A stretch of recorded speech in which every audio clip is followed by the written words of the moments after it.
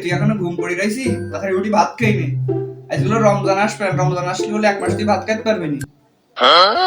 কি বলো 1 মাস ভাতই থাকবো? কাজে আছি, তুই তাড়াতাড়ি উঠি খেয়ে নে। দাঁড়ান ভাই, আসছিস।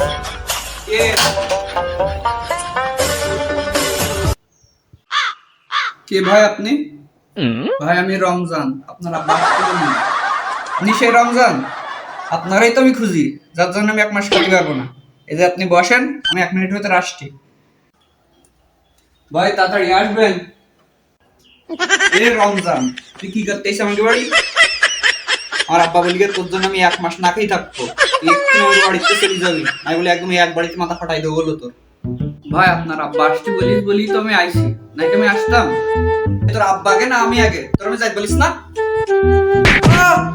ভাই আপনি আমার বললেন আমি আপনার বিয়ের ঘটক, আমি রমজান আলী ঘটক। আরে